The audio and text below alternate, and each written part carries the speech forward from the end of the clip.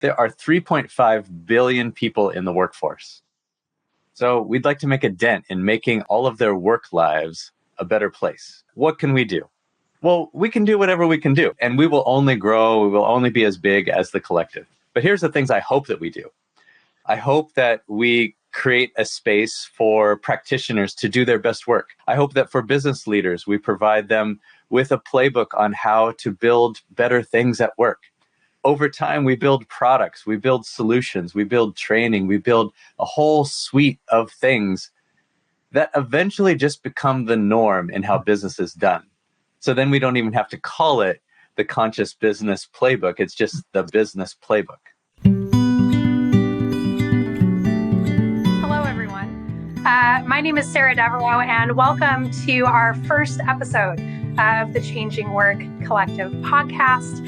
We are super excited to be here with you today, and I'm super excited as a Changing Work Collective member to have the privilege of being your host and also interviewing our Changing Work Collective co-founders, so Scott Shute and Nicholas Whitaker. Just in case, I thought, in case folks have not had a chance to get to know you both yet, I thought we'd start with just a brief introduction. So Scott, would you like to go first? Sure. Thanks, Sarah. And hey, everybody. Good morning and good to be with you, or good afternoon, good evening, wherever you are. I'm Scott. So just a brief intro. I'm really excited you're here. We've been waiting a long time for this moment. I've had kind of two parts of my life. One, as an executive, I was at LinkedIn for almost a decade. I was the VP of Global Customer Operations. So I had one of those big kind of 24/7 jobs. But there's also this part of me that has had a spiritual practice since I was 13. And I brought that to work eventually at LinkedIn. I was the head of mindfulness and compassion programs. And so my mission then, and still is to change work from the inside out, essentially to make work a more humane and conscious place. And we can go into what all that means, but I'm really excited to introduce my co-founder, Nicholas Whitaker. Thanks, Scott. Hey, everybody. Again, super excited to be here. And as our first podcast episode, this is particularly thrilling to me. Just being able to get the word out about what we're up to and who we are and what this is all about. But similar to Scott, I've got about 20 years of experience across big media and tech. I also was kind of living a dual life. I had a coaching business on the side while I was also working across marketing, partnerships, and eventually learning and development. And then building these coaching practices on the side, helping people who were stuck in unhealthy teams or otherwise kind of at a career crossroads and looking for something bigger and something better. And when I actually went through my own recent experience at a career crossroads, I was particularly thrilled to get in touch with Scott and talk through some of the things that we both had in terms of shared vision and purpose and meaning, wanting to bring people together in community and really wanting to offer something to the world that could change work for the better.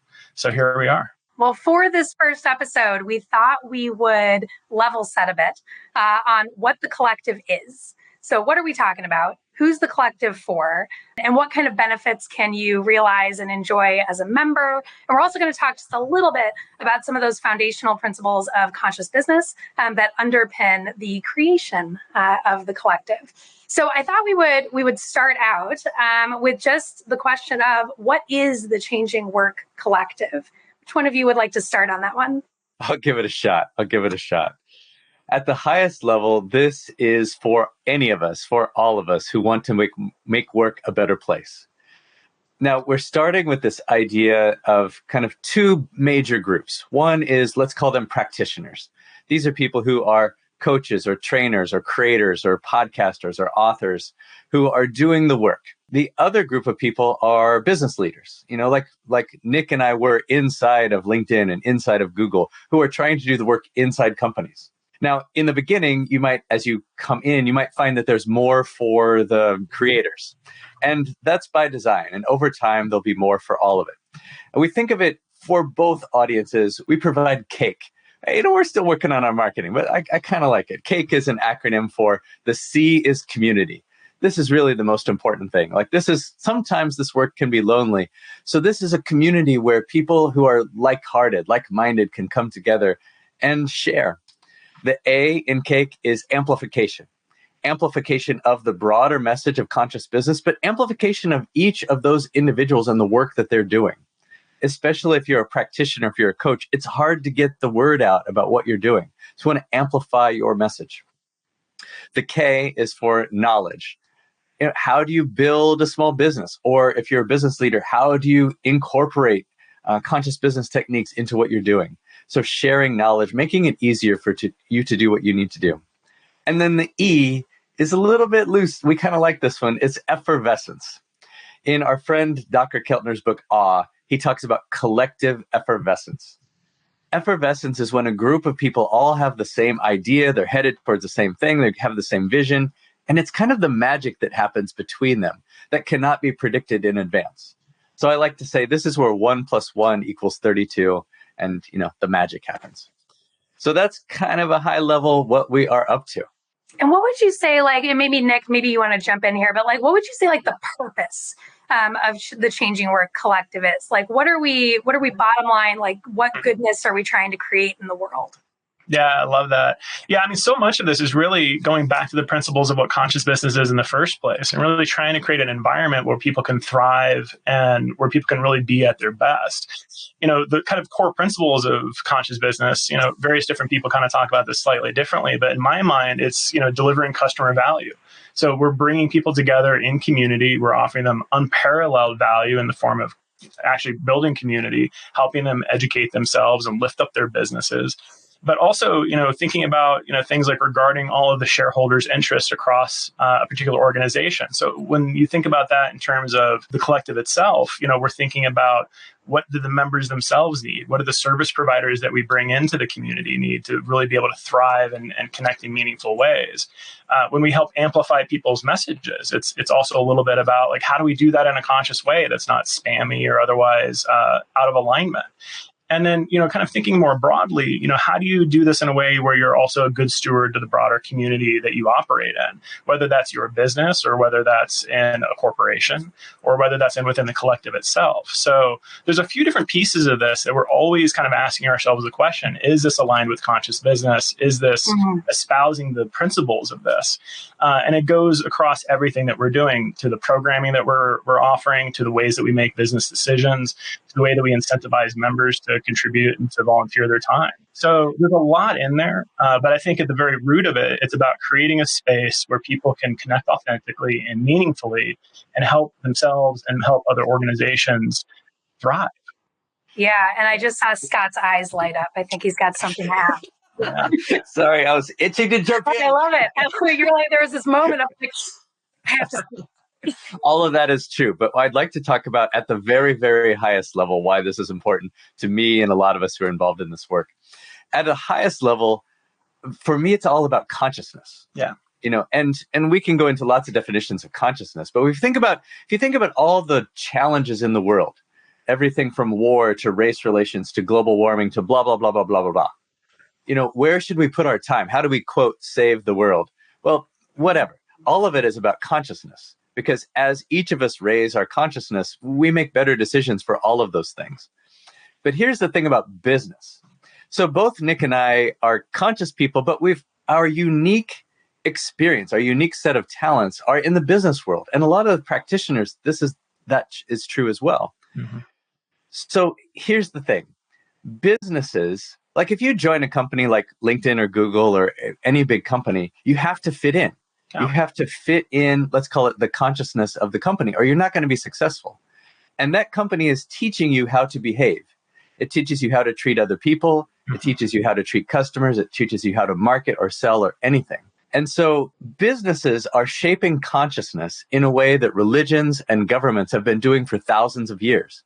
It's actually businesses that are setting policy and influencing, let's call it consciousness, at a giant level. So if we can impact that, we feel like this is how we help change the world, how we make it a better place. And this is not just some hippie feel-good thing. There's lots of science that says that this is actually how you build a more successful business as well. Yeah, and I'd love to hop in on that too, just to add a little bit of flavor to that. I mean, having the experiences of being in organizations and on teams that were not operating from a conscious place, there's real material impact on an individual's well-being, on their mental health, on their productivity. And I talked to so many of my clients, and this is really what kind of led me to wanting to be part of a bigger movement and to create something that was bringing people together to try to solve for some of these issues. So many of the people that I talked to, there's this sense of disillusionment that they reach at a certain point in their career occur when their values and the values of the company that is being practiced are no longer in alignment. And this is something that I personally experienced myself. I was in a really great job, very well paid. You know, I had all the things, the house, the cars, all the stuff that, you know, like one would measure success on, but I was still unhappy and still unfulfilled internally. And what I tended to realize was it was because of that disconnect between the values that I had, being a mindfulness practitioner, trying to help people with their mental health and their well-being, and then seeing the unconscious business practices that were happening around me. And it created this friction. And I think so many of the people that we talk to who are conscious business practitioners, they're aiming to help reduce that friction and produce environments or help create and foster environments where it's easier for people to not just fit in, but to have a real sense of belonging. One of the things that we used to talk about a lot when I was at Google, so I was the head of executive programs for the Google School for Leaders, and we used to talk about consciousness as what we needed to do in order to upgrade the operating system of our leaders. So if we think about increasing and upgrading our operating system as human beings, our operating system is consciousness. And with so much complexity, you know, happening in the world, it's so critical for people to have that awareness and be able to connect those dots. And I always thought consciousness was such a key component in better systems thinking, better complexity management, complexity consciousness. Mm-hmm. So we've talked a little bit about who the community is for. I'd love to hear a little bit more from each of you on what does it mean to be a member? Like, what does it feel like to be a member of the Changing Work Collective? Yeah, I mean, I would almost kick that question right back to you, Sarah. As a member of the collective, you know, what is it like to be a member? Well, you know, I can also answer that from my own perspective as well. Because Scott and I are not only just co-founders, we're also members, right? So what is it, the Hair Club for Men commercials back in the day? Obviously, that didn't help me out. But, you know, I very much look at myself as a member of the collective. And for me, the experience that I get is every morning I wake up and there's a flood of comments and a flood of different interactions between people who are practicing in action conscious business and trying to find new ways of collaborating with each other, trying to hone their skills, asking questions vulnerably, connecting in meaningful ways. And I see it also on social media. Like every time I go to my LinkedIn feed now, I see dozens and dozens of people from the collective interacting and engaging with each other off platform. And I think for me, the magic of seeing those kind of spontaneous interactions occurring, and you know, a couple of folks in particular within the collective, like they're running podcasts or other types of partnerships, every single one of their guests is a member of the collective. And for me, that's just like such a beautiful moment of like, oh my gosh, we're bringing people together in meaningful ways. We're giving them the tools and the roadmap to connect with each other. And through that activity, they're fostering new ways of being and they're fostering new ways of working, and they're bringing their message out to the broader world. So that's often my experience first thing in the morning and like my kind of visceral feeling that I get. One other thing that I noticed too, Amy and Sarah, we both were kind of talking about this a couple of days ago. I'm excited to get to work every day. I'm excited to jump into this stuff, and I actually have to pry myself away from my laptop at the end of the night so like I can go to bed and get some sleep so I can come up and do it again in the next day. That's such a complete reversal than what my experience was even a year ago, where I was just working for the weekends, right? I was just waiting for vacation time. And for me, it's like the shift from purposeful living or shift to purposeful living and purposeful impact. And I think that really for me is what I get out of the collective. Yeah, I love that. How about you, Scott? Yeah, +1 to all of that. It's like, just really simply for me, it's like coming home. Yeah. Right? It's like you finally found our people, right? These are the people I want to hang out. This is the way I want to interact with people. This is how I want to be in the world. So it's like a comfortable sweater, you know, maybe not in summer, but like it just feels good. Yeah. I mean, I think that in addition to everything you all have said, I would say like there's a feeling of lightness that I feel as a member, because I know that when I hop into Circle and I ask for something, that it's not going to be crickets. It's not going to be radio silence. It's not going to be people giving me advice that is in conflict, you know, with my values, because the people who are here share my values and share the principles that I care about in organizing my business. And so it's almost like I'm getting the most perfect, sort of recommendations from like the world's most perfect recommendation engine, because it knows exactly what I care about, because that's how we've curated, sort of the membership and how we've advertised and marketed the collective to prescriptive members. So that's been really wonderful. I don't have to do that sort of filtering about like, oh, well, that might be a good idea, but it kind of conflicts with my values in this way.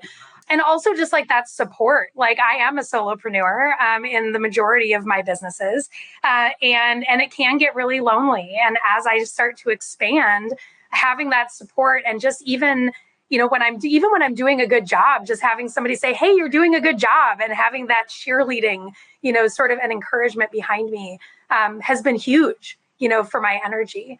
So we touched on this a little bit earlier as well around who the collective is for, in terms of business practitioners, coaches, consultants, anything else around like who's that ideal member? Like who's going to get the most out of this?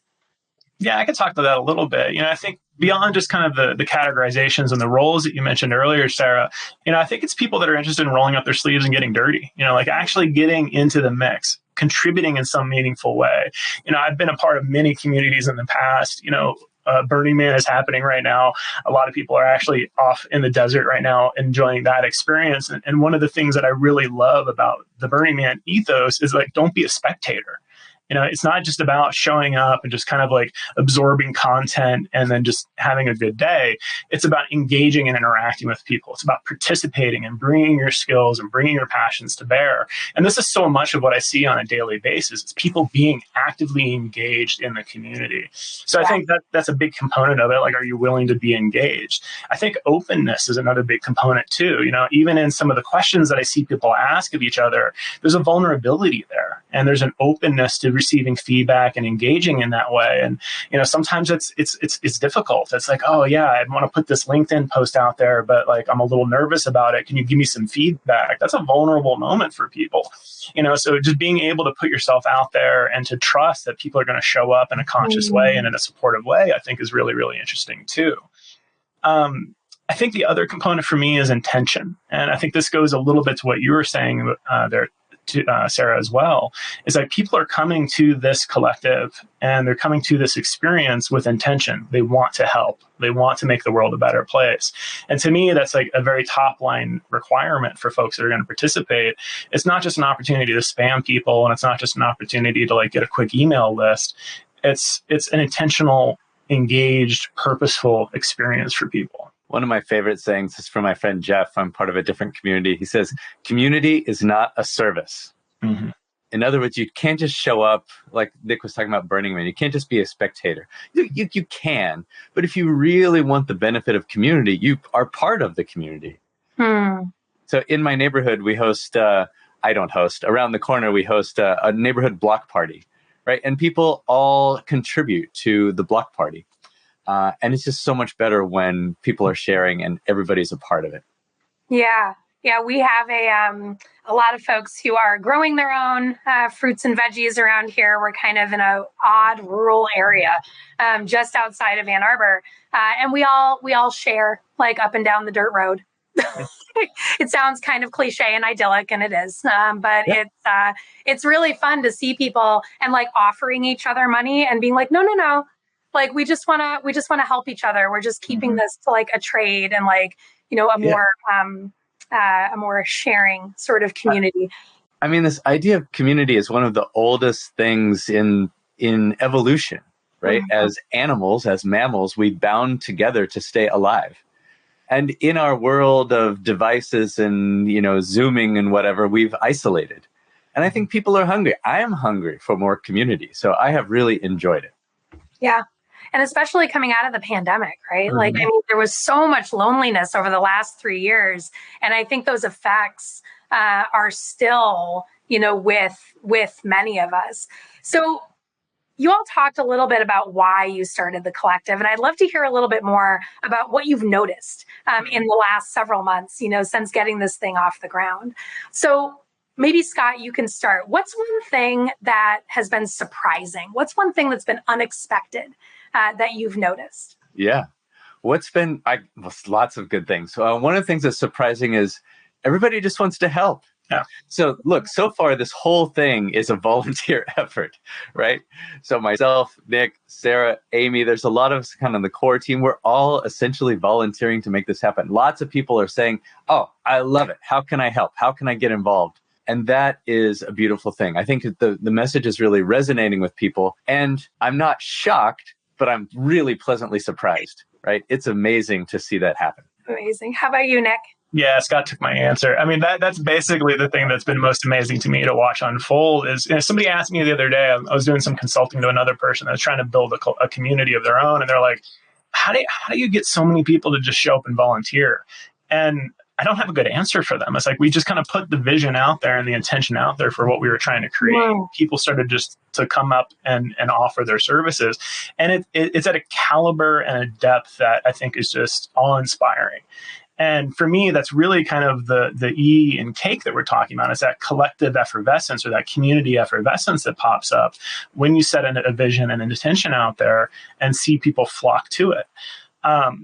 I think it's not by accident that we called it a collective. It's how do we bring together the collective skills and talents and viewpoints of everybody within this community to help solve a greater purpose, which is to change work and to change work from the inside out. So just to see that in action and to see that already percolating at these early stages is just really, really thrilling to me. Yeah. Well, I'll give you my answer for what it's worth on why people are volunteering and why I'm specifically volunteering as well. Is that, you all have set this up in a way that makes it, in my opinion, feel like it's about me.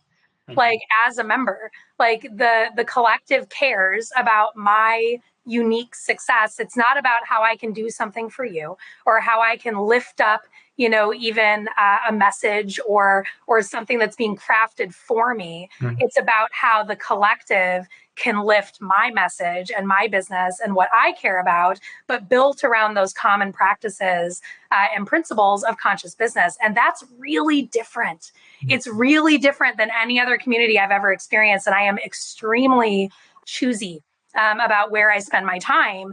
And that was a very big component of why I decided to spend it here. Oh, yeah, that's beautiful. I think what you feel, I hope what you feel is energetically, this is different.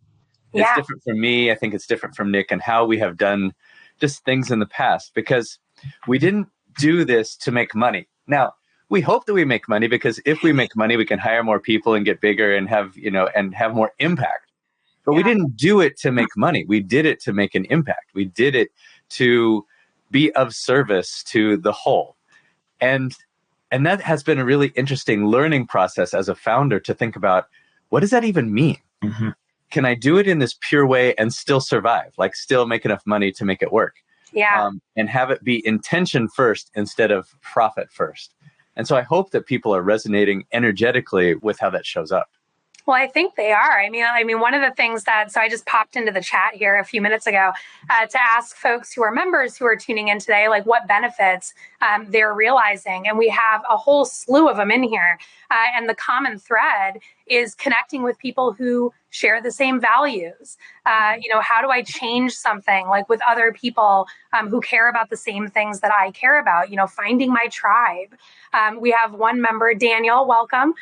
Only been a member for a few days, but just again, loving that symmetry, he says, of values that he's experienced so far. So I think there's a lot of that intention that's coming out with the way that the collective is being managed and organized. And that's all super rosy, right? That all sounds great. But I got to ask, I always have to ask, what's been harder than you expected? What's something that's been more challenging than you anticipated? Well, yeah, I could maybe start on that. I think, the thing that's been, this is tied to a previous question as well, is like, what are some of the benefits that the collective brings? And to me, it's interesting, like two sides of a coin in some ways. Myself and a lot of folks that I've talked to that have been volunteering and have been offering their time to the collective, so much of what I hear from them is like, this has been a healing experience for me. It's so different than what I experienced before. Mm-hmm. It's giving me confidence. It's reinvigorating my sense of purpose and my sense of aptitude. And it's teaching me new ways of operating that I knew were possible, but I just wasn't able to really find in the environments that I was in. So that's something that I've viscerally experienced myself. On the flip side of that, it's also really difficult to pull myself away from that sometimes. And what I've been noticing over and over again are some of the haunting voices from the past, from working in corporate, and how, for example, just my scheduling, it ends up being like back-to-back meetings, and I'm the one doing that. I'm the one scheduling that.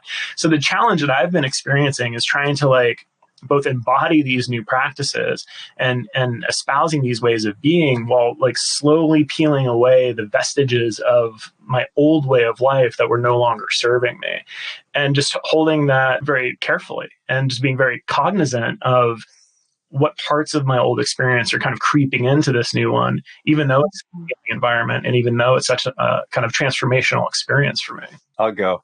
One of the things we talk about is that this is not only how we want to be of service in the world, it's also how we're learning. So we're very, very much, in it and learning as we go. And so one of the hardest things for me is to say no. I'm an Enneagram 7. If anybody out there is an Enneagram lover, 7s like the new experiences. They always want to do what's next. And so I find on the team, I'm the one saying, no. Let's focus on this thing first. Because there's so many things that we could be doing right now. And we're trying not to let what could be get in the way of what is. So yeah, in the future, I hope that we have podcast networks and newsletter networks and, product offerings and conferences and all of that stuff. But right now, we're just trying to focus on how do we build this community of practitioners and open the door for business leaders to start something good so that all those amazing things can happen in the future. Yeah, I might throw in one other thing on that too. I think for me too, it's so much about the questions we ask ourselves in every single meeting and every single planning session and every document that we're creating is like, what is the conscious approach to this? Yeah. And while it's a challenge and there's a difficulty there, it's a really beautiful challenge and a beautiful difficulty to be exploring.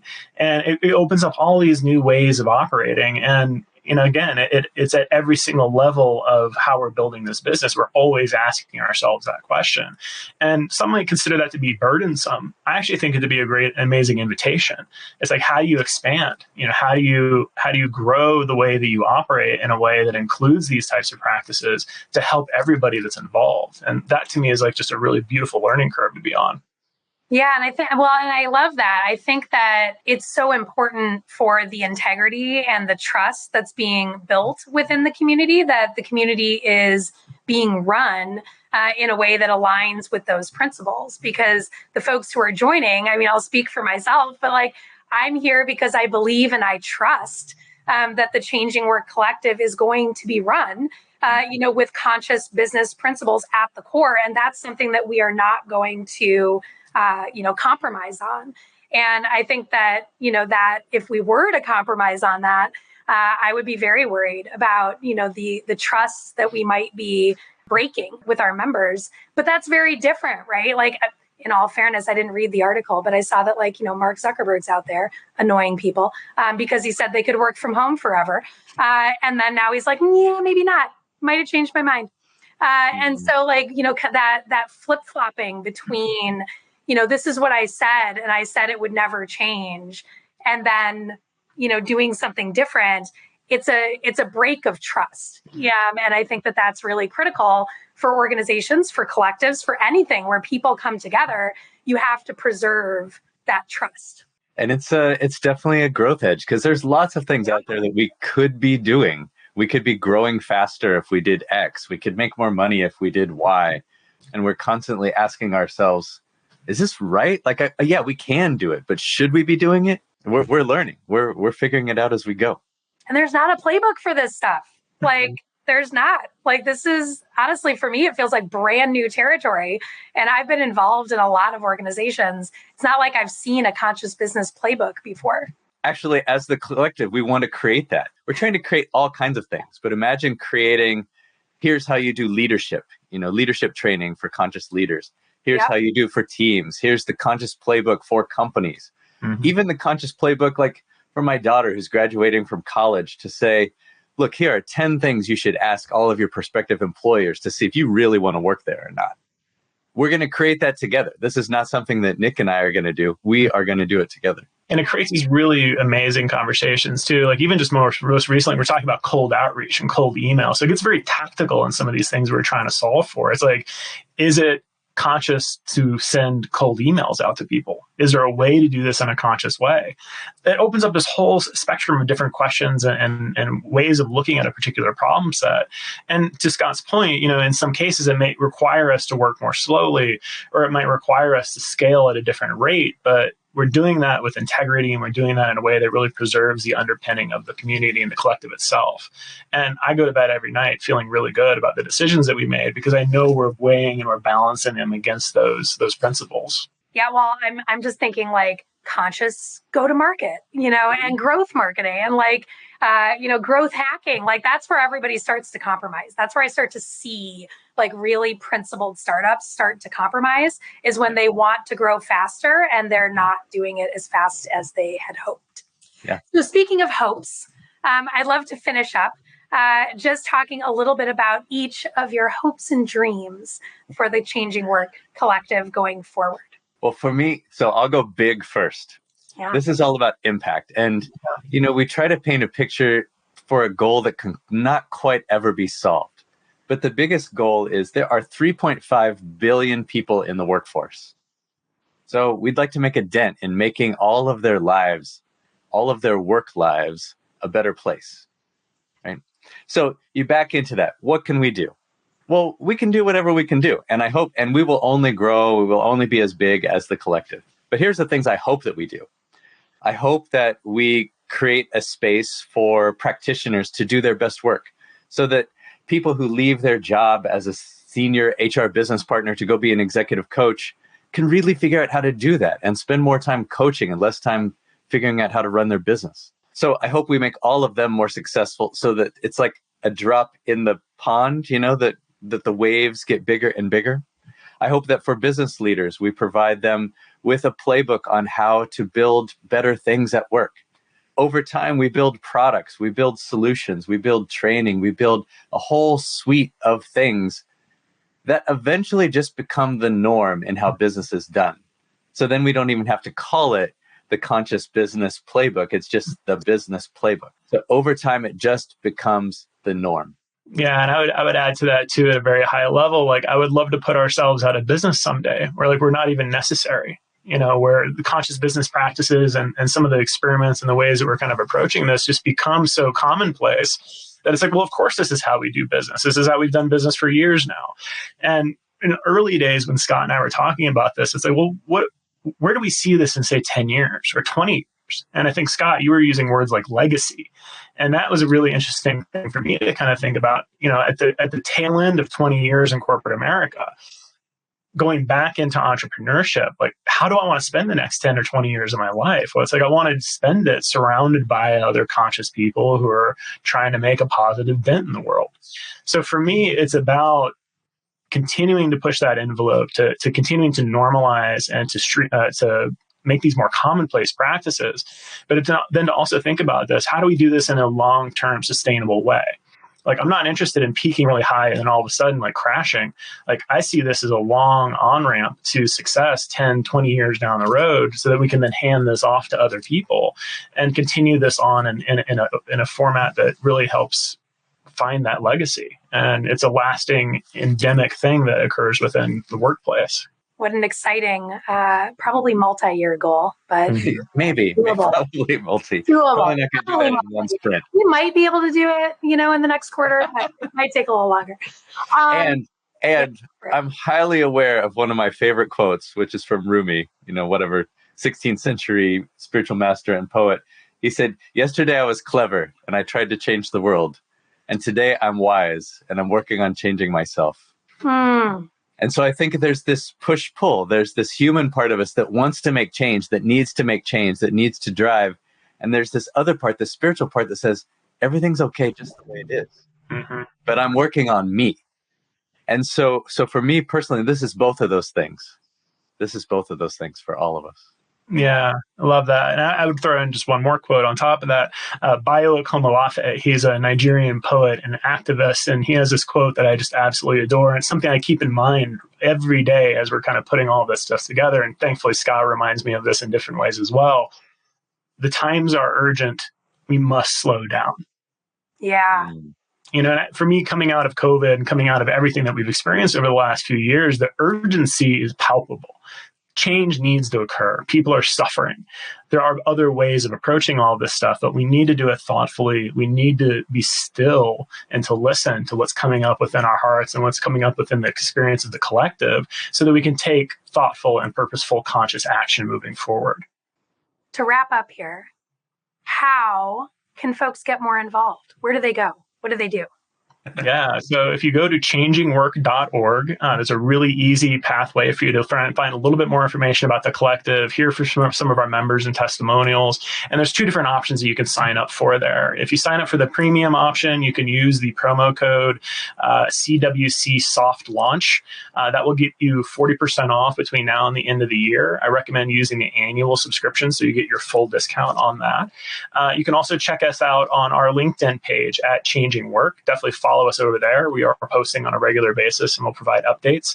And then you can also sign up for our mailing list. So if you go to changingwork.org, there's a little spot for you to put your email information there. And then you'll get our emails on an ongoing basis to learn a little bit more about what we're up to, special events like this, and other offerings that we're going to have on an ongoing basis. If you're in and you really want to get involved and you want to do more, there's so many ways. We have cohorts. We have regional cohorts, like the Boulder or Denver area cohort is already physically getting together as a community. There's one in the Bay Area. So you could be an ambassador in a cohort. You could be an ambassador for Changing Work, and there's lots of different ways you can help. You can be volunteers. We're building the thing, right? We're trying to figure it all out. So if you have ideas of what amazing would look like and are willing to kind of put your shoulder behind the wheel, this direct message either Nick or I once you get in, or follow us reach out on LinkedIn, and we'll put you to work for the community. Yeah.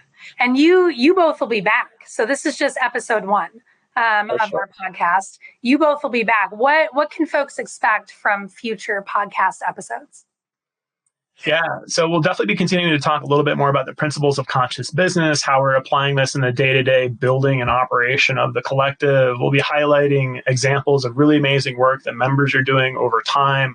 And we'll be asking each other some of these tough questions of like, how do you run a conscious business? Hopefully exposing and maybe kind of creating a more transparent view so that if other people want to follow these paths, if they want to emulate some of what we're doing, hopefully we can open up the books to a lot of this stuff and make it as transparent and as easy for people to follow as possible. Amazing. Well, thank you both for all of these great insights. And thank you for inviting me to host and interview you. And thank you to Amy Serene on the back end for all of her operational goodness and for moderating the chat. And for everyone who tuned in today, we can't wait to see you next time. And we hope you have a wonderful week.